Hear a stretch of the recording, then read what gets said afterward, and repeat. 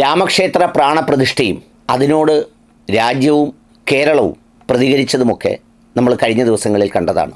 രാജ്യത്ത് പ്രത്യേകിച്ച് ഹിന്ദി ബെൽറ്റിൽ അവിടുത്തെ പ്രധാനികളായ സർവരും അവിടെ ഒത്തുകൂടി ഐക്യദാർഢ്യം പ്രകടിപ്പിച്ചപ്പോൾ എൻ്റെ കേരളം വളരെ വേറിട്ട രീതിയിലാണ് അതിനെ സമീപിച്ചത്.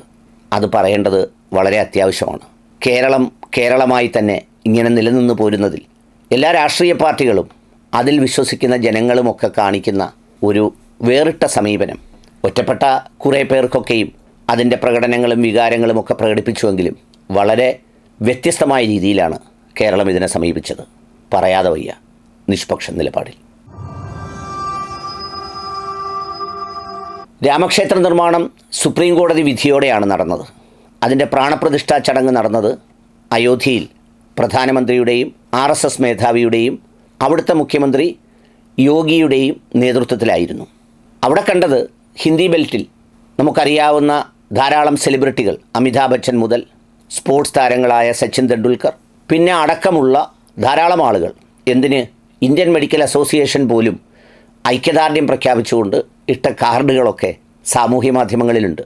കേന്ദ്ര സർക്കാർ സ്ഥാപനങ്ങൾക്ക് 2 മണിവരെ അവധി നൽകി, പല സംസ്ഥാനങ്ങളും പൂർണ്ണമായ അവധി നൽകി. ഇങ്ങനെയൊക്കെയാണ് അവിടെ നടന്നത്. അത് വ്യത്യസ്തമായ രീതിയിൽ പല സംസ്ഥാനങ്ങളിൽ പല രീതിയിലുള്ള പ്രതികരണങ്ങളും ഉണ്ടായി. മധ്യപ്രദേശിൽ ചില ക്രിസ്ത്യൻ ചർച്ചുകളുടെ മുകളിൽ കയറി കൊടികെട്ടുന്ന സംഭവമുണ്ടായി. കർണാടകയിൽ പർദ്ദ ധരിച്ചുകൊണ്ടുപോയ ഒരു പെൺകുട്ടിയോട് ബഹളം വെക്കുകയും ജയ് ശ്രീരാം വിളിക്കുകയും ചെയ്യുന്ന ചില ദൃശ്യങ്ങൾ കാണാനിടയായി. അതൊക്കെയും ഇപ്പോൾ തന്നെ നടന്നതാണോ എന്നൊന്നും ഞാൻ സ്ഥിരീകരിച്ചിട്ടില്ല.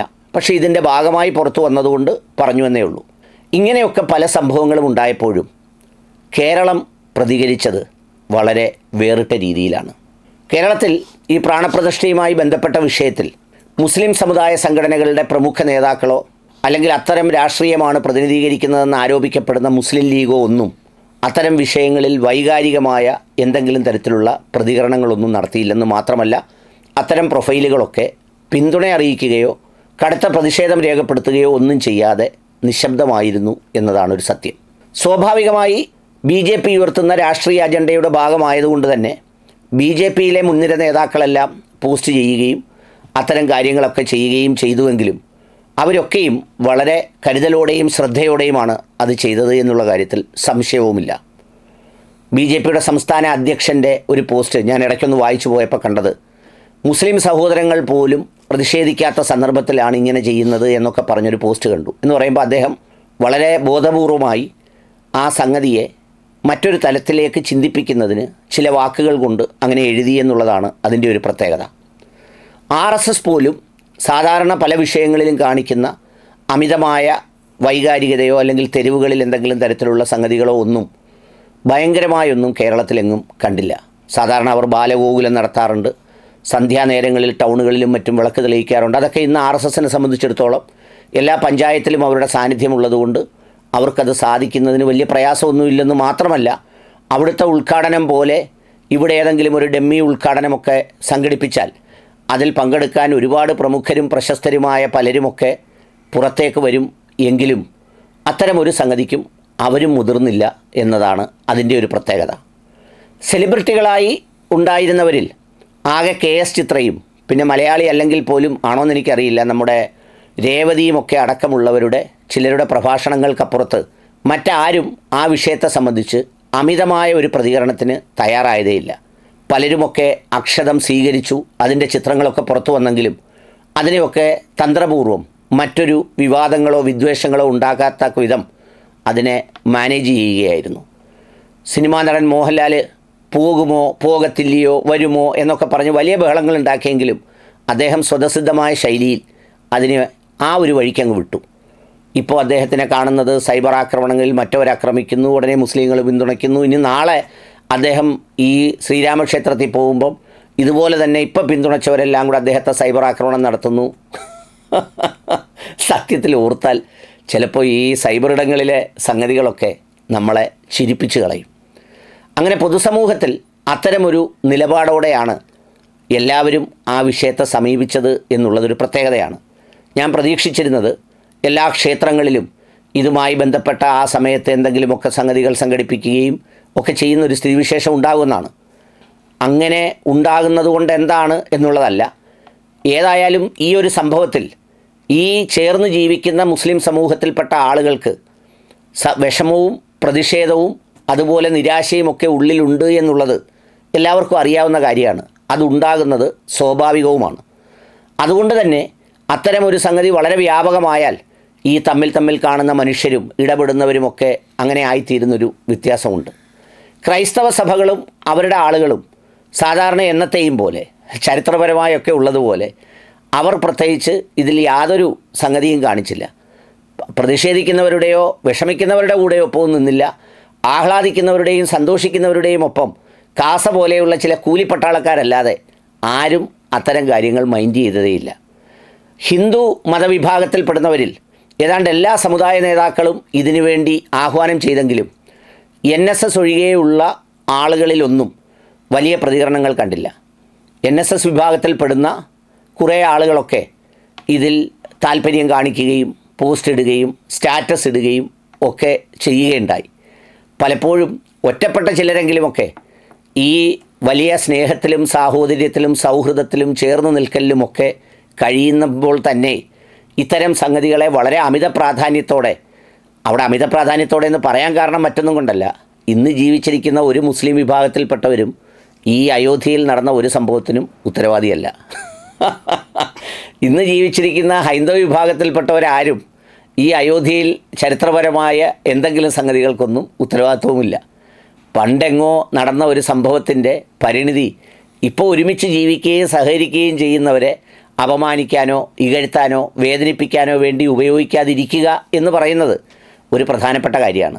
പിന്നെ എനിക്ക് തോന്നുന്ന അതിലൊരു വ്യത്യാസം, നമ്മുടെ നാട്ടിൽ ഈ ശ്രീരാമ ഭഗവാൻ എന്ന് പറയുന്നത് വലിയ ഒരു എല്ലാവരിലേക്കും എത്തിച്ചേർന്ന ഒരു ദൈവിക സങ്കല്പമായി വളർന്നിട്ടില്ല എന്നാണ് എനിക്ക് തോന്നുന്നത്. നമ്മുടെ ഹീറോ എന്ന് പറയുന്നത് സാക്ഷാൽ നമ്മുടെ ശബരിമലയിലെ അയ്യപ്പനും അതുപോലെ തന്നെ കൃഷ്ണ ഭഗവാനും പിന്നെ അതുപോലെ ശിവനും ഒക്കെ അടങ്ങുന്ന അത്തരമൊരു ദൈവിക വിശ്വാസമാണ്. അയ്യപ്പനൊക്കെയാണ് യഥാർത്ഥത്തിൽ വൈബ് എന്ന് പറയുന്നത്. നമ്മൾ ഈ പറയുന്ന മണ്ഡലകാലമാകുമ്പോഴും അല്ലാതെയുമൊക്കെ എല്ലാവർക്കും എല്ലാ മതത്തിൽപ്പെട്ടവർക്കുമൊക്കെ ആ വിശ്വാസവും അത്തരം സംഗതികളുമൊക്കെ പരിചിതവുമാണ്. എന്നാൽ ഉത്തരേന്ത്യയിൽ ഈ ശ്രീരാമൻ എന്ന് പറയുന്നത് പണ്ട് കാലം മുതലേ നമ്മളിപ്പോൾ ഇവിടെ പറയുന്നത് പോലെ റാം റാം എന്ന് പരസ്പരം കാണുമ്പോൾ അഭിവാദ്യം ചെയ്യുകയും അത്തരം കാര്യങ്ങളൊക്കെ ചെയ്യുകയും ചെയ്യുന്ന ഒരു വിശ്വാസമാണ്. അതുകൊണ്ട് തന്നെ അവിടെ ഉണ്ടായ ഒരു പ്രാധാന്യം നമ്മുടെ നാട്ടിലുണ്ടായില്ല എന്നതാണ് അതിൻ്റെ ഒരു വ്യത്യാസം. അപ്പോൾ ചുരുക്കത്തിൽ ബാക്കി എല്ലാ സ്ഥലങ്ങളിലെയും പോലെ എന്തെങ്കിലും വിദ്വേഷത്തിൻ്റെ അടയാളങ്ങളൊന്നും ആരും കാണാനായി മുതിർന്നില്ല. പിന്നെ നമ്മുടെ വെള്ളാപ്പള്ളി നടേശൻ സാറും അതുപോലെ തന്നെ നമ്മുടെ ധീവരസഭയുടെ ദിനകരൻ സാറും അതുപോലെ അടങ്ങുന്നവരൊക്കെ പല പ്രസ്താവനകളും ഇറക്കിയെങ്കിലും പിന്നെ അതൊന്നും പ്രകടമായി കണ്ടില്ല. ആകെ നമ്മുടെ സുകുമാരൻ നായരിയേട്ടനാണ് ഒരു വിളക്ക് തെളിയിക്കുന്ന ചിത്രം പുറത്ത് കണ്ടത്. അപ്പോൾ അല്ലാതെ ആരും അതിനകത്ത് വല്ലാതൊരു സംഗതികളൊന്നും ഉണ്ടാക്കിയില്ല. പിന്നെ ഈ UP-യിലോ അല്ലെങ്കിൽ മധ്യപ്രദേശിലോ അല്ലെങ്കിൽ ഇവിടെയൊക്കെ നടന്നതുപോലെ എങ്ങും വേറെ ഏതെങ്കിലും മതങ്ങളുടെ ആളുകളുടെ പേരിലോ സ്ഥാപനങ്ങളുടെ പേരിലോ ദേവാലയങ്ങളിലോ ഒന്നും ഒരു ആവശ്യമില്ലാത്ത സംഗതികളും തെരുവിലില്ലാതെ വളരെ ശാന്തമായിട്ടാണ് ആ ദിവസവും കടന്നുപോയത്. അത് എൻ്റെ കേരളം, നമ്മുടെ നാട്, അത് പുലർത്തിപ്പോരുന്ന ചില സഹിഷ്ണുതയുടെ ഭാവമാണ്. അതെന്നും നിലനിർത്താൻ ഓരോരുത്തരും പ്രതിജ്ഞാബദ്ധമാണ്. നമ്മുടെ വിശ്വാസങ്ങളും അത്തരം കാര്യങ്ങളുമൊക്കെ പാലിക്കുമ്പോഴും നമ്മൾ അത്തരം വിശ്വാസങ്ങളുടെ പ്രകടനപരതയിലൂടെ അല്ലെങ്കിൽ അത്തരം സംഗതികളെയും ഒരു പ്രത്യാക്രമണത്തിൻ്റെയോ വിദ്വേഷത്തിൻ്റെയോ മറ്റാരെയെങ്കിലും ഇകഴ്ത്തുന്നതിന് വേണ്ടിയോ ഒക്കെ ഉപയോഗിക്കുമ്പോൾ തന്നെ ആ ദൈവിക സങ്കല്പത്തിൻ്റെ നിഷ്കളങ്കത നഷ്ടപ്പെടുകയാണ് ചെയ്യുന്നത്. അവനവൻ ആത്മസുഖത്തിന് ആചരിക്കുന്നവ അപരൻ്റെ സുഖത്തിനായി വരയണം എന്ന് പറയുന്നൊരു സംഗതിയുണ്ട്. കേരളം നേടിയതൊക്കെ ഒരുമിച്ച് നിന്ന് പൊരുതിയതാണ്.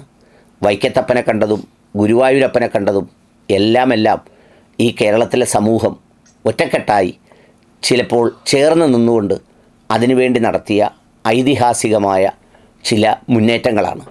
അത്തരം മുന്നേറ്റങ്ങൾ അത് എല്ലാ മതങ്ങളിലും ചില തിരിച്ചറിവുകളും അതുപോലെ തന്നെ ചില മാറ്റങ്ങളും ഉണ്ടാക്കുന്നതിനും സഹായകരമായിട്ടുണ്ട്. ആ സേവന താല്പര്യവും അത്തരം കാര്യങ്ങളും തുടരേണ്ടതുണ്ട്. കഴിഞ്ഞ ദിവസം ഒരു സഹായത്തിൻ്റെ വീഡിയോ ഇട്ടപ്പോൾ അതിൻ്റെ അടിയിൽ ചിലരെങ്കിലുമൊക്കെ വളരെ വികാരപരമായി ഇനി അത്തരക്കാരെ സഹായിക്കുന്ന വിഷയമില്ല എന്നൊക്കെ പറഞ്ഞ് കമൻറ്റുകളൊക്കെ കണ്ടു. അതൊക്കെ താൽക്കാലിക വികാരമായി അങ്ങനെ അങ്ങ് അവസാനിക്കട്ടെ. ഇതിനിടയിൽ ചിലരുടെ ഒരു പ്രത്യേകതരം സോക്കേട്, അതെനിക്കറിയില്ല കേട്ടോ. കുവൈറ്റിൽ 5-6 മലയാളികളെ കയറ്റി വിട്ടു എന്ന് പറയുന്നൊരു വാർത്ത കണ്ടു. അവിടെ പായസം വിതരണം നടത്തിയത്രേ. എടാ, എവിടെങ്കിലും ചെല്ലുമ്പോൾ അവിടെ ആ ജോലിയും അത്തരം സംഗതികളുമായിട്ടൊക്കെ കഴിഞ്ഞ് ജീവിച്ചങ്ങ് പോയാൽ പോരെ. ഈ കയറ്റി വിട്ടാൽ പിന്നെ വല്ലൊരു ആരാ ഉണ്ടാവുക? പണ്ട് കുറേ പേരെ ഇതുപോലെ കയറ്റി തിരിച്ചു വിട്ടിട്ട് അന്ന് ആരൊക്കെയോ ഇവിടെ കാണാൻ ചെന്നു, പടമെടുത്തു എന്നൊക്കെ ഉള്ളതല്ലാതെ പിന്നെ അവസാനം അവനും അവൻ്റെ നിഴലും വീട്ടുകാരും മാത്രമേ ഒപ്പം ഉണ്ടാവൂ. എനിക്കറിയില്ല ഈ വിദേശ രാജ്യങ്ങളിലൊക്കെ ഇത്രയും വികാരപരമായ സംഗതികൾ ഉണ്ടാകുന്നത് എങ്ങനെയാണെന്ന്. നമ്മുടെ ഒരു അടുത്ത സുഹൃത്തിന് നയവ്യതിയാനം ഉണ്ടായതിൻ്റെ കാരണം തിരക്കിയപ്പോൾ അതിപ്പോൾ ഗൾഫിൽ പോയിട്ട് വന്നതിന് ശേഷമാണെന്ന് പറഞ്ഞു. എനിക്ക് മനസ്സിലാവുന്നില്ല, ഗൾഫ് നാടുകൾ അങ്ങനെ എന്തെങ്കിലും മാറ്റങ്ങൾ ഉണ്ടാക്കുന്ന ഇടമാണോ എന്നെനിക്കറിയില്ല. ഞാൻ ചെല്ലുമ്പോഴൊക്കെ കാണുന്നത് അവിടെ എല്ലാ മതവിശ്വാസങ്ങളിലും പെട്ട മനുഷ്യർ ഒരുമിച്ച് സംഘടനകൾ ഉണ്ടാക്കി നാട്ടിലേക്ക് ഒരുപാട് നന്മകൾ ചെയ്യുന്ന, ചേർന്നിരിക്കുന്ന ഇടങ്ങളാണ്. ഏതായാലും അത്തരമൊരു മാതൃക മലയാളി നിലനിർത്തട്ടെ, മലയാളി തുടരട്ടെ.